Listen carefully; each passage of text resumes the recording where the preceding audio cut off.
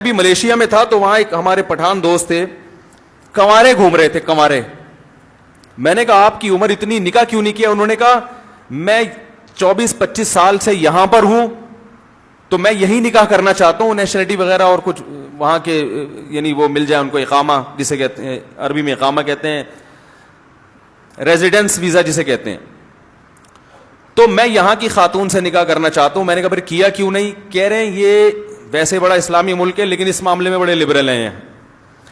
یہاں کی کسی خاتون کو نکاح کا پیغام بھیجو تو وہ کہتی ہے مجھے کیا پتا کہ آپ کی میری شادی کامیاب ہو بھی سکے گی کہ نہیں ہو سکے گی. تو پہلے دوستی لگاؤ, 2-4 سال تک اکٹھے کافی پیتے ہیں, چائے پیتے ہیں اور ریلیشن بھی قائم کرتے ہیں, حرام ریلیشن, تاکہ مجھے پتا چلے کہ آپ میرا میاں بننے کے قابل بھی ہو یا نہیں ہو.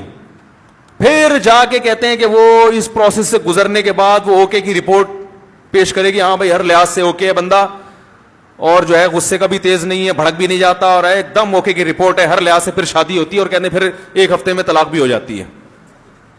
وہاں طلاق کا ریشو بہت زیادہ ہے. شادی میں گرل فرینڈ بوائے فرینڈ کم از کم 5 سال ایک دوسرے کو تجربہ کر کے سمجھتے ہیں. 5 سال 4 سال, کہیں مختلف پیکج مختلف علاقوں میں چل رہے ہیں, کہیں 3 سال کا پیکج بھی ہے. کم سے کم پیکج 1 سال کا ہے, کم سے کم پیکج. اور یورپ میں بھی یہی ہے. گورے شادی کب کرتے ہیں؟ بچے پہلے پیدا ہوتے ہیں, اس کے بعد دیکھتے ہیں کہ ہم میں انڈرسٹینڈنگ ہے یا نہیں ہے, پھر وہ شادی کرتے ہیں اور کہتے ہیں اب بالکل سوچ سمجھ کے ہوئی ہے شادی, اب سوچ سمجھ کے ہوئی ہے. لیکن وہ بھی پھر تھوڑے دنوں میں کیا ہو جاتی ہے؟ طلاق. تو حقیقت میں تو نکاح کے بعد ہی پتا چلتا ہے کہ یہ رکھنے کے قابل بھی ہے یا نہیں ہے. تو اسلام نے اس کا حل یہ نہیں دیا کہ پہلے ایک دوسرے کو ٹیسٹ کرتے رہو. اسلام نے کہا بس ایک نظر دیکھنے کی اجازت ہے, اس سے زیادہ فری ہونے کی ضرورت نہیں ہے. پڑھی لکھی لڑکی کو بھی تجربہ نہیں ہوتا, وہ بھی شادی کے بعد تجربہ ہوتا ہے کہ یہ کمبخت میاں بنانے کے قابل تھا بھی نہیں تھا. بلکہ 10 سال اگر گرل فرینڈ بوائے فرینڈ بن کے رہیں تو بھی تجربہ نہیں ہوتا. اصل زندگی نکاح کے بعد کی کچھ اور ہوتی ہے, نکاح سے پہلے کی کچھ اور ہوتی ہے. تو یہ سارا کلچر باہر سے امپورٹ ہو رہا ہے, ان سے متاثر ہے. تو پھر بھی میں کہتا ہوں کہ اس کا یعنی نکاح کے بعد کی جو لائف ہے اس کے بعد پتہ چلتا ہے کہ یہ انسان کا بچہ ہے بھی کہ نہیں ہے.